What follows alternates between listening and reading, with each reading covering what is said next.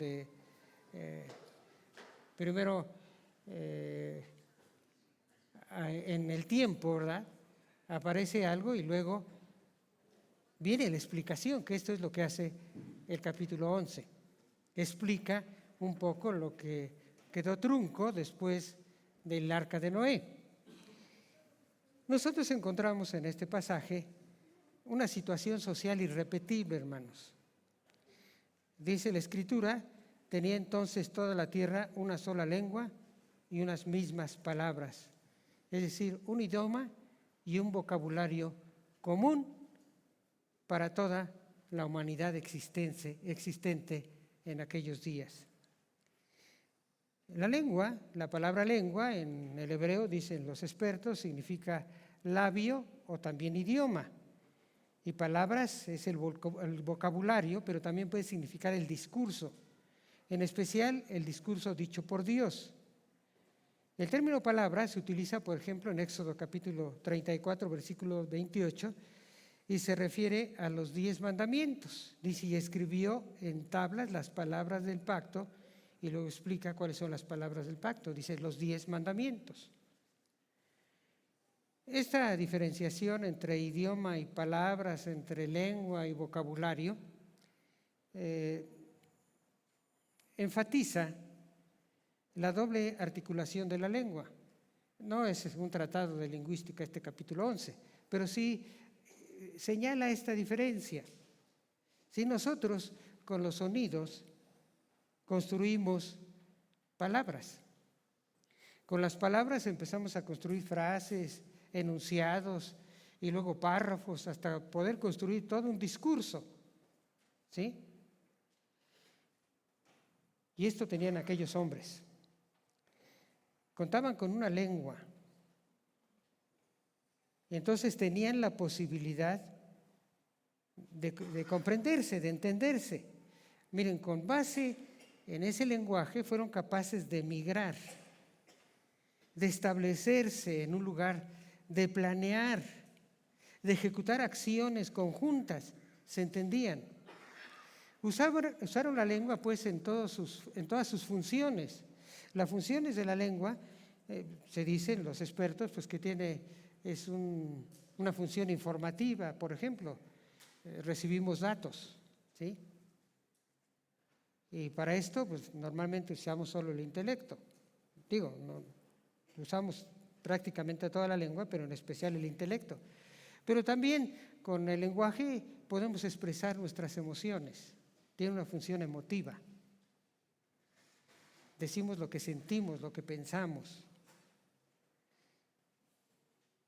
Pero también tiene una función imperativa, ¿sí? Se manda, se piden cosas con la lengua. Y todo esto usaron porque si no, no hubieran sido capaces de hacer lo que hicieron, de establecerse, de emigrar, establecerse, planear y decidirse a construir una ciudad y una torre. Hay otra función que se llama fática, que tiene como propósito simplemente establecer contacto con el otro. Por ejemplo, si nosotros vamos en la calle y me encuentro ya a Gustavo, le digo: hola, ¿cómo estás? Seguro que me va a decir bien, gracias a Dios, ¿sí? Pero a lo mejor ahí termina nuestra conversación porque llevamos prisa, él va a tomar un autobús, yo voy para otro lado y ahí quedó la conversación.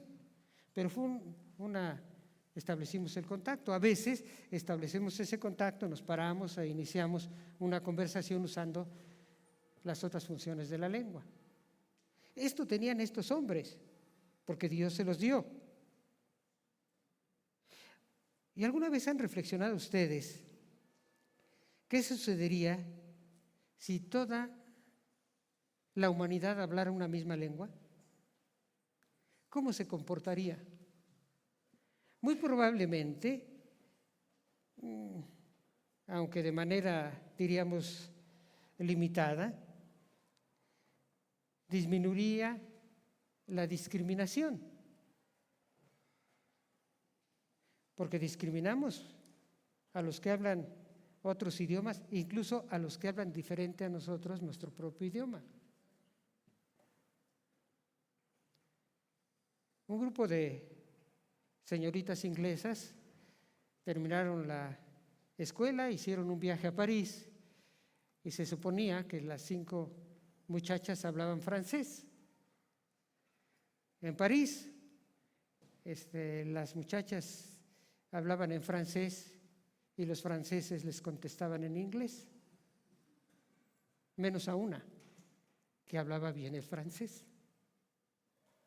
Las discriminaban a las otras 4 por no hablar bien el francés. Yo tuve un jefe que tenía muchos problemas de dicción.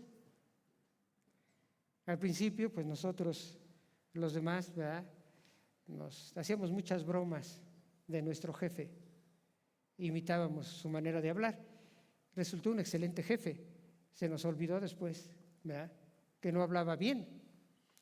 Bueno, era de una población donde había muchas fallas de dicción, pero nosotros discriminamos. Bueno, esto seguramente disminuiría en cierta medida. Aumentaría también de manera limitada la comprensión entre las personas y los pueblos. En épocas de Jesús había un idioma franco, es decir, un idioma que era posible encontrar personas en poblaciones que hablaban otro idioma al que tenía la persona que visitaba esa población y podía entenderse. ¿Qué idioma era? El griego. Por eso el Nuevo Testamento está escrito en griego, hermanos, porque era el lenguaje franco, así se le llama. Era el lenguaje que en muchos lados se hablaba. Si se hubiera escrito el Nuevo Testamento en nuestros días, ¿en qué idioma se hubiera escrito? En inglés. Casi en cualquier lugar del mundo ustedes pueden encontrar personas que hablan inglés. Claro, si nosotros no hablamos inglés, pues de nada nos sirve, ¿verdad?, esos que hablan inglés. Pero es una posibilidad, ¿verdad? ¿Por qué no digo que que desaparecía la discriminación y que desaparecería la falta de comprensión? Porque el pecado del hombre, la egolatría, el egoísmo, hace que nosotros no comprendamos a los demás. ¿Sí? Podemos entender a veces sus palabras, pero no comprendemos su situación, su estado, hermanos, por nuestra egolatría, por nuestro egoísmo. Porque además nos guiamos por nuestros sentidos afectados por el pecado. Porque el pecado afectó todo, hermanos, incluso la naturaleza. Por eso la Escritura dice que clama para ser redimida. Ahora nuestros sentidos dañados por el pecado, pues nos afectan, ¿sí? Solo nos fijamos en lo externo. Pues si es de color diferente al nuestro, pues los discriminamos, ya sean más morenos o más blancos o como sean, si son chinitos, lacios, ¿sí? Porque nos guiamos solo por la vista, por el oído, por el tacto, e ignoramos lo interior. Es más, lo ignoramos en 2 sentidos. No lo sabemos, no sabemos porque una persona se comporta de alguna manera, pero a veces le ignoramos en el otro sentido, no lo tomamos en cuenta. Y por eso, pues el hombre no es capaz de entenderse. Pero no solo es una situación social irrepetible, hermanos, porque esto no se repite en ningún lado. El sitio al que llegaron ellos era un sitio privilegiado. Versículo 2, y aconteció que cuando salieron de oriente, hallaron una llanura en la tierra de Sinar y se establecieron allí. La Biblia de Jerusalén traduce en lugar de llanura vega. Es una palabra más completa. La vega también es una llanura, pero es una llanura húmeda de tierras fértiles. ¿Sí? Sinar se refiere a Mesopotamia, esa es la región a la que se refiere. Mesopotamia quiere decir tierra entre ríos. Son los valles que atraviesan los ríos Tigres y Éufrates. Si ustedes quieren después revisar en su casa dónde está esto, pues es ahí donde está Irán, Siria, Turquía y Kuwait. Esta tierra, estos valles tienen algunas partes fértiles, por ejemplo en el norte de Irán pero tiene también partes desérticas. En ese lugar encontraron tierra apropiada para hacer ladrillos, porque no cualquier tierra se puede usar para hacer ladrillos, debe tener cierta viscosidad, si no, no lo hacen. Eso se lo pregunté a un experto, no crean que yo me dedico a eso, ¿no? Simplemente pregunté, dije, bueno, ¿se requerirá? Y me dijeron, sí. Dice, porque si no, pues ni siquiera se puede amoldar, dice, necesita cierta viscosidad. Pero además, ¿saben qué había? Petróleo. Y petróleo a flor de tierra. Y entonces, con estas cosas que contaba el hombre, vino la soberbia. Y entonces hacen un proyecto totalmente soberbio. Versículo 3. Y se dijeron unos a otros, vamos, hagamos ladrillo y cozámoslo con fuego. Y les sirvió el ladrillo en lugar de piedra y el asfalto en lugar de mezcla. Esto era, bueno, una incipiente tecnología, hermanos. Ya manejaban el fuego y descubrieron por lo menos un uso del petróleo, es pegajoso. Este conocimiento les permitió optimizar sus esfuerzos, que eso es la tecnología, hermanos. Es el conocimiento que nos permite optimizar nuestros esfuerzos. Ya no necesitaban acarrear la piedra, desprenderla de las montañas, no necesitaban esa herramienta ni tampoco para darle forma, para labrarla. Ya estaba, simplemente la metían en moldes y usaban el fuego, que ya lo conocían y aprendieron a usarlo. Y el asfalto, dice que usaron asfalto como mezcla. El asfalto, pues es esto que les decía, petróleo a flor de tierra. La Biblia de Jerusalén traduce betún. Se obtiene del petróleo. Y el petróleo ha existido en algunas regiones a flor de tierra. En México, para llamarlo, utilizamos una palabra náhuatl, o derivada del náhuatl, chapopote, ¿sí? Que calentado es pegajoso. En México todavía se usa para impermeabilizar algunos techos, ¿sí? Porque es pegajoso. Pero estaba a flor de tierra, hermanos. Y esto les envaneció lo que tenían, lo que poseían. Y dijeron, vamos, edifiquemos una ciudad y una torre cuya cúspide llegue al cielo y hagámonos un nombre por si fuéramos esparcidos sobre la faz de toda la tierra. Una lengua común los unía, porque las lenguas comunes unen, ¿sí? Si ustedes están en un país extranjero y empiezan a hablar en español, seguramente que si alguien que anda buscando a alguien que hable español se va a acercar a ustedes, ¿sí? Y era, repito, un sitio ideal para establecerse fértil y con materias primas.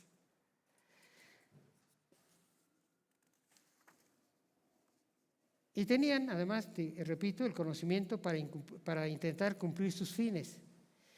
Que estos fines, estos hombres, sabían que eran contrarios a la voluntad de Dios. Eran derivados de su egoísmo. Edifican para sí mismos. Vamos, edifiquémonos una ciudad. Una ciudad para nosotros, edifiquemos para nosotros. Y una torre cuya cúspide llegue al cielo. No pretendían, como a veces se ha interpretado, construir una torre tan alta que iban a llegar a la misma presencia de Dios. Lo que querían hacer es que en la cúspide tener un templo para colocar un ídolo. Y el ídolo los iba a llevar a Dios. Eso es lo que pensaban estos hombres. Y luego decían, hagámonos de un nombre, seamos famosos, adquiramos prestigio. Pura soberbia, hermanos, pura egolatría. Y dice, y sigamos juntos. La nueva, dice, por si fuéramos esparcidos, dice nuestra versión, la nueva versión internacional dice, evitaremos ser esparcidos. Bueno, y en última instancia, Si ya eran famosos, si ya eran conocidos, si tenían una ciudad, si tenían una torre, tendrían a dónde volver e intentar seguir unidos contra la voluntad de Dios. Porque en realidad eso buscaban, no ser esparcidos por la tierra, lo cual ellos harían en contra de la voluntad de Dios. Era rebelión contra Dios porque Dios había establecido que llenaran la tierra. Y ellos se opusieron, querían seguir juntitos. Y entonces Dios ejerce su soberanía. Y descendió Jehová, versículo 5, para ver la ciudad y la torre que edificaban. Y dijo Jehová: he aquí el pueblo es uno, y todos tienen un solo lenguaje, y han comenzado la obra, y nada les hará desistir ahora de lo que han pensado hacer. Ahora pues, descendamos y confundamos allí su lengua, para que ninguno entienda el habla de su compañero. La construcción de la ciudad y de la torre ya había comenzado, aunque no sabemos qué tanto había avanzado. Consideramos que no estaba terminado, pero el avance era mucho. Era lo suficiente para demostrar que estaban totalmente dispuestos a terminarla y que bajo ninguna circunstancia desistirían de hacer esa ciudad y esa torre. Ahora, estos dos versículos 5 y 6 son una figura retórica. Dios no necesita bajar para ver qué hacen los hombres, ni descender para ejecutar lo que ha decidido realizar. Estas acciones indicadas en los dos versículos significan que Dios juzga y ejecuta su soberanía. Dios juzgó lo que estaban haciendo y ejecutó su soberanía. ¿Cuál fue el resultado? Versículo 8. Así los esparció Jehová desde allí sobre la faz de toda la tierra y dejaron de edificar la ciudad. Por eso les decía, no estaba terminada, ni en la ciudad ni la torre, ¿sí? La dejaron de edificar. Versículo 9. Por eso fue llamado el nombre de ella Babel, porque allí confundió el lenguaje de toda la tierra y desde allí los esparció sobre la faz de toda la tierra. La palabra traducida confundió, en el hebreo creo que es un poco más fuerte, es embrolló. Si un embrollo es algo que no se puede deshacer, como un nudo que a veces hacemos, ¿verdad? Que se nos pasa la mano, nos descuidamos y hacemos nudos que luego no hay manera de deshacerlos. Bueno, eso fue lo que Dios hizo. Ahora, reflexionemos en lo siguiente, hermanos. Miren, todos nacemos con el aparato fónico, así se le llama, o sea, la lengua, las cuerdas vocales, todo, incluso el oído, para hablar, incluso con la estructura cerebral, para hablar. Tenemos que aprender, pero tenemos toda la estructura. Todos los idiomas, los hombres han tenido que aprenderlos. Y al aprenderlos, hermanos, creamos conexiones neuronales en nuestro cerebro nuevas. ¿Sí? Se especializan, algunas ya existentes, pero se crean otras.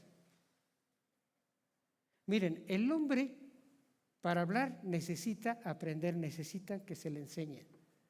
Para caminar no, nosotros pensamos que necesitamos que nos enseñen, no es cierto. El hombre, el ser humano, aunque no se le enseña a caminar, un día se pone erguido. Y alguno de ustedes seguramente que ha tenido un hijo que de repente un día se paró, solito. Es más, sin agarrarse de nada. Hay otros que no, ¿verdad? O sea, se empiezan a agarrar y se paran, pero empiezan solos. Porque también tiene la estructura cerebral para caminar, pero no van a hablar si no se les enseña. Pero también nuestro entorno, ¿verdad?, cultural, natural, determina nuestra habla. Nos apropiamos de nuestra lengua, que nos enseñan nuestros padres, pero junto con todo lo demás que hay alrededor. Hay un pueblo, Inuit se llama. Nosotros le decimos esquimales, pero no es un nombre apropiado, es Inuit. Bueno, ellos usan 4 palabras diferentes para referirse a la nieve. Es una para cuando cae, otra cuando es arrastrada por el viento, otra cuando es arrastrada pero en el agua, ¿sí? Cuando va a la deriva, y otra cuando la arrastra el viento. Son 4 palabras diferentes. En el Amazonas hay una tribu que tiene más de 10 palabras para referirse al verde. Y si nosotros vemos a qué se debe, bueno, pues es de que están rodeados. Si en el Amazonas ven puro verde, lo mismo en la primavera que en el verano, que en el invierno, nosotros iríamos y diríamos, pues todo es verde todo el tiempo. Ellos sí ven el verde, pero distinguen los distintos tonos de verde. Nosotros también, pero no tenemos un nombre para cada verde. Le agregamos otra palabra. Solo nosotros tenemos verde bandera, los mexicanos, ¿eh?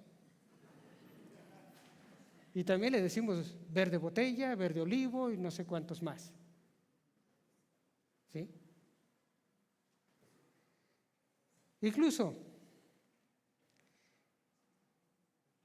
aunque tengamos en común con otras regiones y países el idioma español, no lo hablamos igual. ¿Alguno de ustedes sabe qué significa asaz? A-S-A-Z.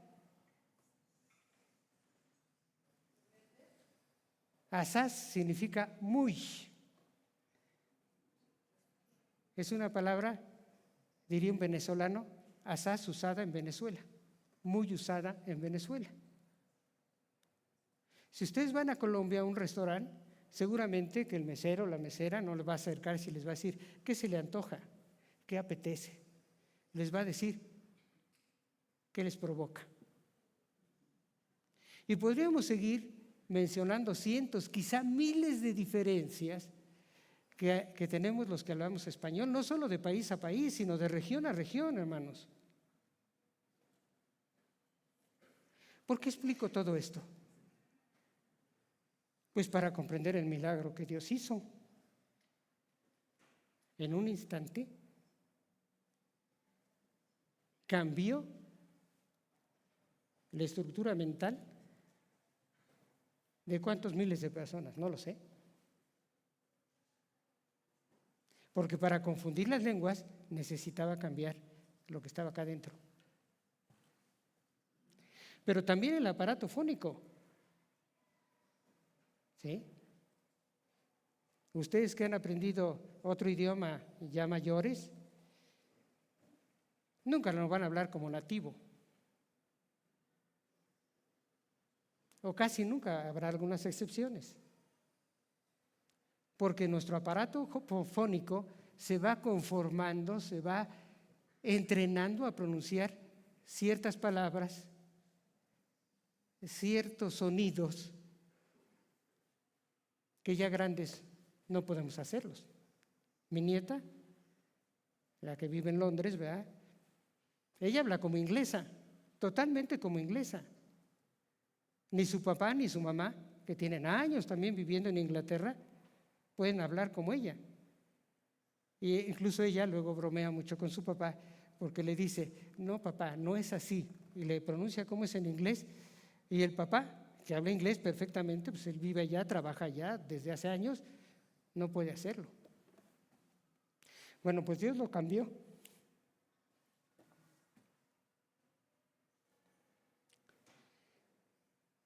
Ahora, por eso decimos que es un milagro.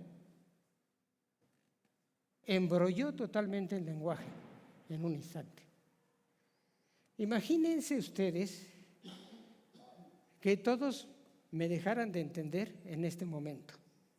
Quizá algunos no me entiendan porque soy muy enredado, ¿verdad? Pero que no me entendieran nada, ni una palabra.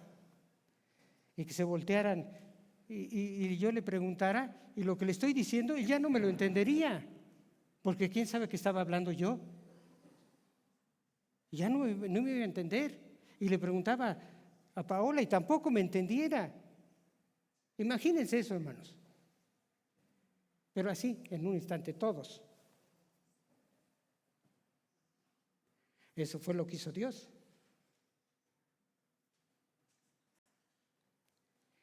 Y miren, aunque la historia de la Torre de Babel es una historia de incrédulos, porque eran incrédulos, eran los hijos de los hombres, tiene grandes enseñanzas para nosotros los creyentes. Primero, las facultades y talentos que Dios, por su gracia, nos ha otorgado, nos los ha otorgado para su gloria.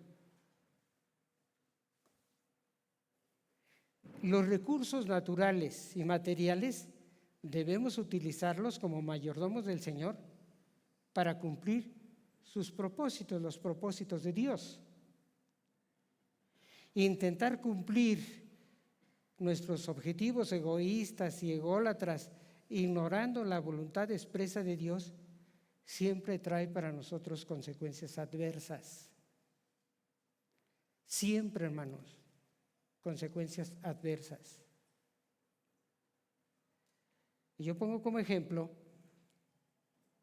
Juan 15, donde Jesús habla que Él es la vid y nosotros los pámpanos, y dice que el que no lleve fruto será cortado, y más adelante dice incluso que será quemado. Esto significa que si no llevamos frutos vamos a dejar de ser discípulos y vamos a irnos al infierno. No, hermanos. Jesús no está hablando aquí de la salvación en este pasaje. Está hablando del fruto, que es diferente. Ahora, queremos interpretarlo, pues tenemos que recurrir a la misma Biblia, a otros pasajes. ¿Qué significa eso? Fíjense, 1 Corintios 11. ¿Cuál es el pasaje que más usamos?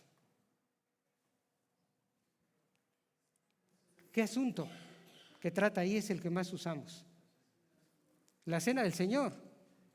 Ahí habla de la cena del Señor. Y dice que cuando se toma indignamente, cuando se participa en ella indignamente, y con esto se refiere a que no perdonamos a nuestro prójimo y que no pedimos perdón a nuestro prójimo, estamos tomando indignamente la mesa del Señor. ¿Y qué pasa? ¿Qué les pasa? ¿Qué dice? Lo leemos cada mes, ¿no? Enfermamos, incluso algunos mueren prematuramente. ¿Se referirá a esta separación? Pues yo digo que sí. ¿Y qué se refiere eso de que serán quemados? Se refiere a las obras, porque aquí, insisto, refiere a frutos. Son las obras. 1 Corintios 3 enseña que en el juicio que nosotros tendremos los cristianos, nuestras obras serán probadas, dice, por fuego. Y algunas, espero que muchas de todos nosotros, ¿verdad? Que no todas se quemen, ¿verdad? Pero algunas serán quemadas. ¿Por qué? Porque no las hicimos para la gloria de Dios. Las hicimos para nosotros. Ocupamos puestos para nosotros. Dimos ofrenda para nosotros, es decir, para que vean qué buenos somos, ganarnos un prestigio. Esas serán quemadas. Trae consecuencias, hermanos, no hacer la voluntad de Dios, oponernos a ella siempre va a traer consecuencias cuando nosotros desobedecemos la voluntad de Dios. Y estos, pues, no solo la desobedecieron, retaron la soberanía de Dios. Y Dios ejerce su soberanía. Juzga, pero a la vez tiene misericordia. Al principio aclaré el orden de los acontecimientos.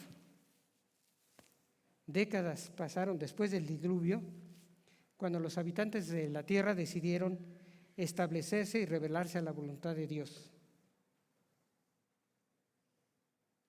Y entonces Él juzga y hace cumplir su mandato soberano. Confundió las lenguas y se dispersaron. como familias y como naciones, como lo narra Génesis capítulo 10. Porque bueno, finalmente, aunque pues, no me entendiera con mi esposa, pues seguramente, o con mis hijos, seguramente que pues los reconocería e intentaríamos pues comunicarnos nuevamente. Y Dios muestra su misericordia.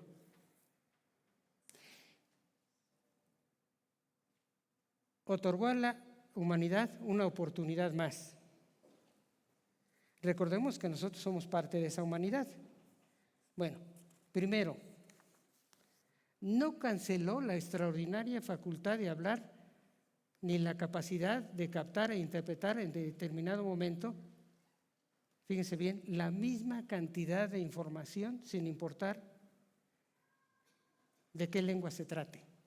Es decir, estos hombres no quedaron incapacitados para comunicarse,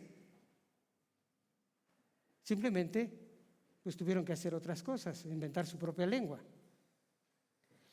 Pero la capacidad, hermanos, de captar información por minuto es igual en todos los idiomas. Nosotros pensaríamos, ¿verdad?, que el inglés, por ser más sintético, se dice más por minuto. Pues no. Dicen lo mismo por minuto que nosotros en español, y en ruso, y en japonés, y en el idioma que quieran.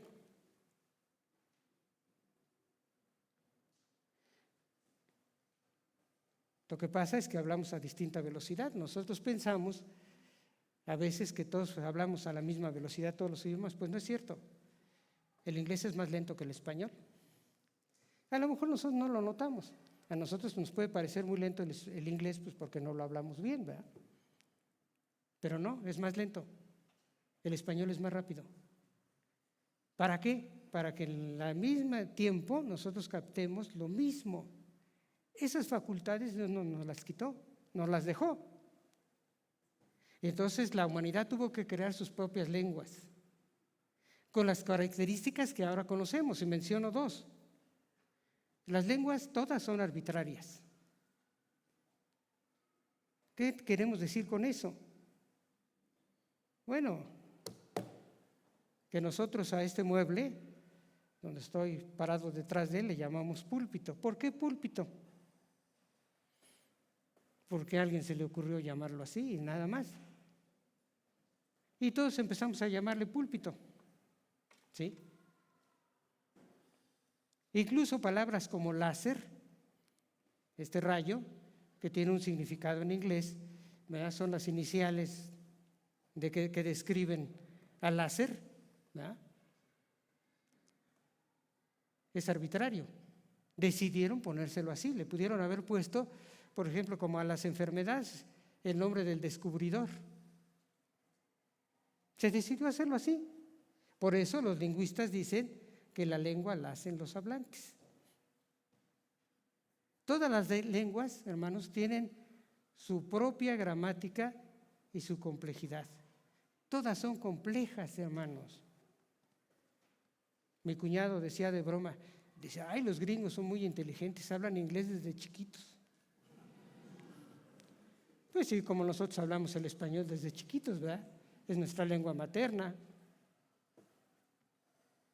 ¿Sí? Todas son complejas, hermanos. No hay lenguas de primera ni de segunda. Todas son complejas, excepto para los hablantes, para los que es su lengua materna. El checo dicen que es dificilísimo. El finlandés también dicen que es dificilísimo para nosotros. Seguramente que para los checos pues, es lo más natural.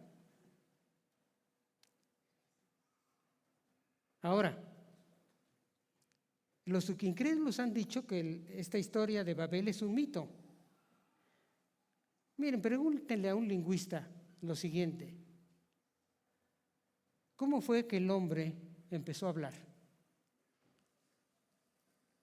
Primero tienen un problema. ¿El hombre habló primero o pensó primero? Bueno, ellos dicen, pues las dos cosas a la vez. Pues así lo solucionaron, pues es muy fácil, ¿verdad? Pero ¿cómo fue ese proceso? No pueden contestarlo. Y si ustedes le preguntan cómo se fueron originando los idiomas, igual no tienen una respuesta concluyente.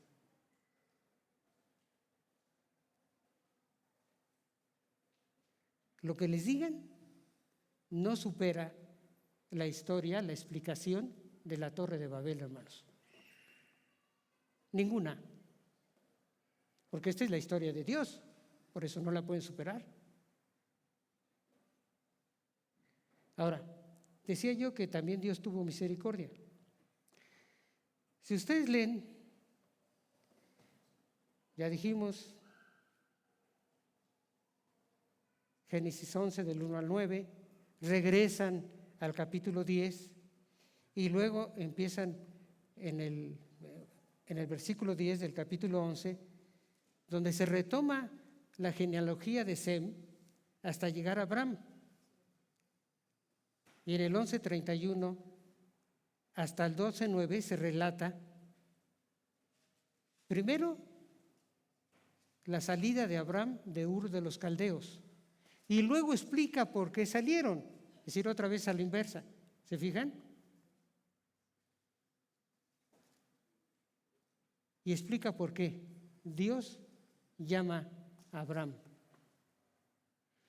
para darle una nueva tierra, para bendecirlo y para crear una nueva nación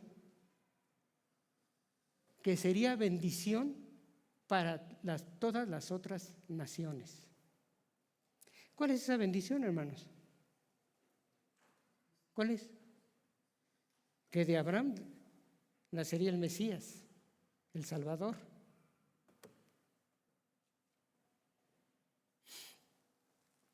Si nosotros no tomamos en cuenta esto, pareciera que esa historia de Babel, pues, es una historia más, ¿no? Ahí viene, hermanos. Y este Mesías es el único Salvador, porque solamente Él murió, resucitó y fue constituido como nuestro único intercesor. Y además, vendrá otra vez. ¿Y qué pasará? Seremos un pueblo. ¿Cuántas lenguas hablaremos? Pues si hablamos varias nos vamos a entender de todas maneras, ¿verdad? Pero probablemente solo hablemos una, a los que creemos en Él. ¿Y qué enseña esta historia para el no creyente en Cristo? Si usted no es creyente en Cristo, no importa qué esfuerzo haga,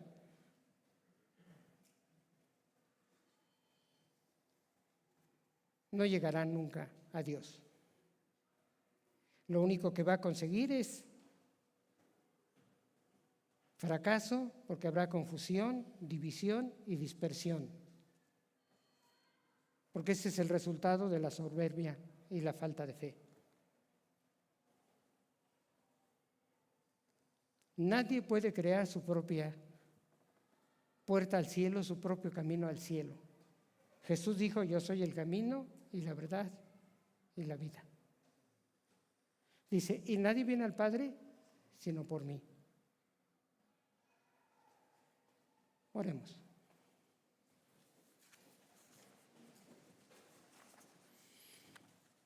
Nuestro Dios, en esta tarde te damos gracias por tu revelación, porque podemos, Señor, saber cuál es tu voluntad, qué es lo que tú quieres para nuestras vidas. Permite, Señor, que si hay aquí alguna persona que no ha creído en Cristo como su Salvador, que en esta tarde tu Espíritu Santo le hable y pueda creer que Él vino para salvarnos, para morir por nuestros pecados en la cruz, que resucitó y que está a tu diestra intercediendo por nosotros, y que volverá para unirnos en un solo pueblo. Te lo pedimos en el nombre de Cristo Jesús. Amén.